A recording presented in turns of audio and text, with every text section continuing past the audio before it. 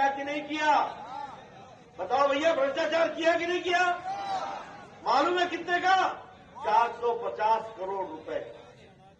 आप बताइए भैया, जरा शाम बैठो।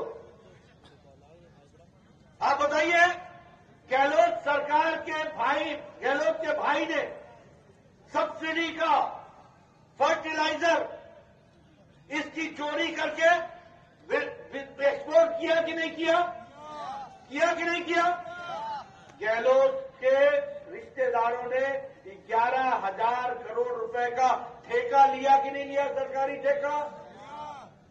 गहलोत सरकार में योजना भवन में बताओ 2.5 करोड़ रुपए मिले कि नहीं मिले?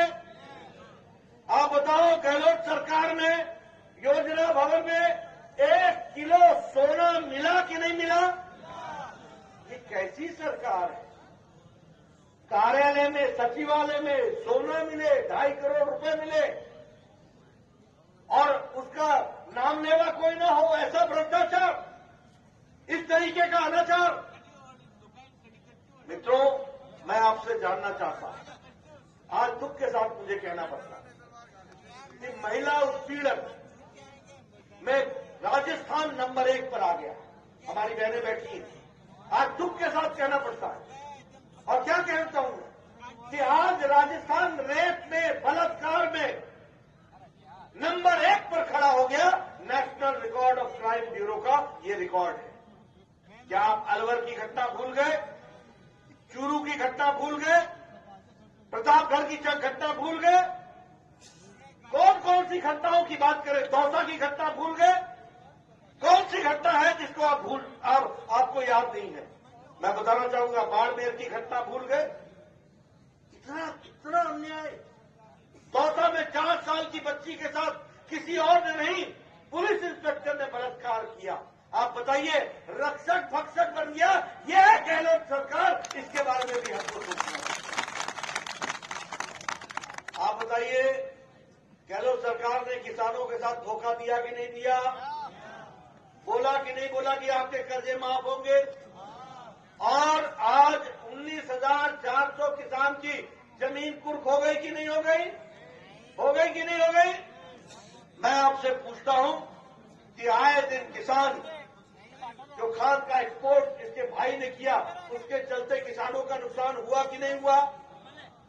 और अगर मैं धार्मिक उन्माद की बात करूं और धार्मिक उन्माद की चर्चा करूं, तो मैं आपसे पूछना चाहता हूं, आप बताइए, रामनवमी पर शोभा यात्रा को रोका था कि नहीं रोका था? गहलोत सरकार ने रोका था कि नहीं?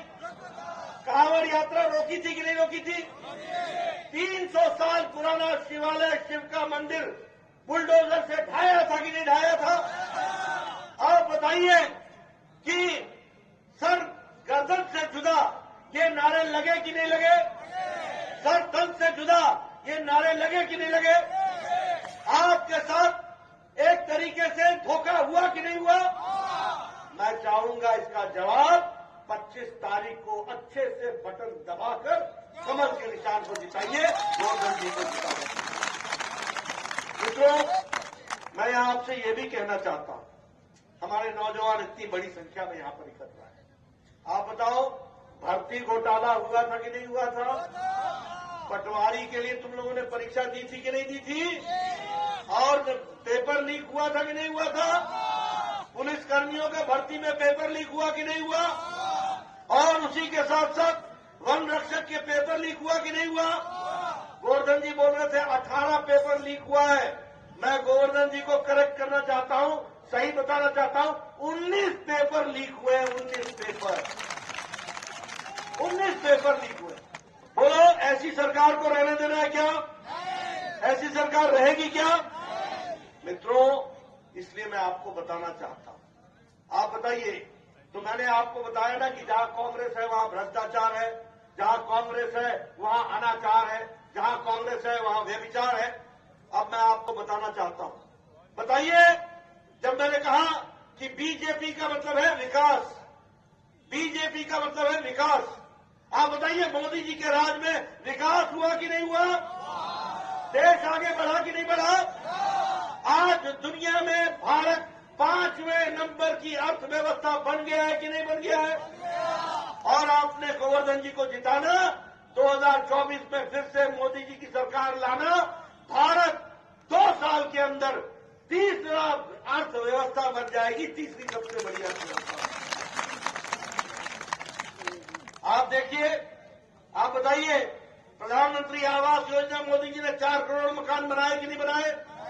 और इस गहलोत ने 9 लाख मकान आपके रोक दिए। मोदी जी ने कहा था कि 20 लाख मकान राजस्थान में बनाएंगे। बताओ, 25 तारीख को आप वोट डालेंगे, फिर से 20 लाख मकान बंद करके रहेंगे। ये भी मैं आपको बताऊंगा।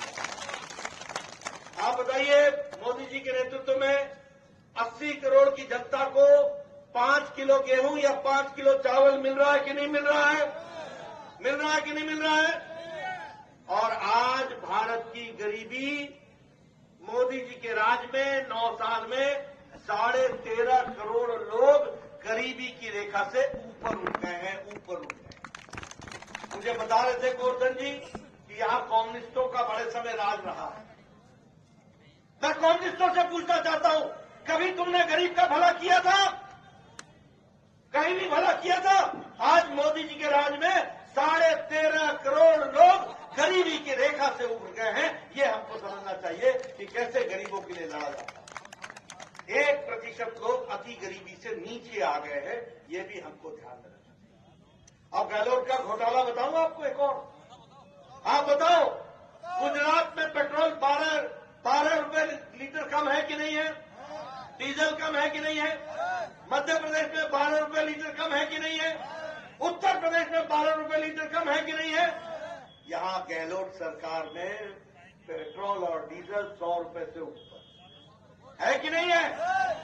बताओ, हम इसकी समीक्षा करेंगे और हमारी सरकार आएगी, आम आदमी को सस्ता डीजल और पेट्रोल मिलेगा, जैसा उत्तर प्रदेश में है, गुजरात में है। इसकी हम चिंता करेंगे। मित्रों, मैं विकास के बारे में आपसे बहुत सी चर्चाएं कर सकता हूं। प्रधानमंत्री आवास योजना, प्रधानमंत्री आयुष्मान भारत, 5 लाख रुपए प्रधानमंत्री जी भेज रहे हैं, जो गरीब लोगों को मिलेगा। और गरीब कौन है?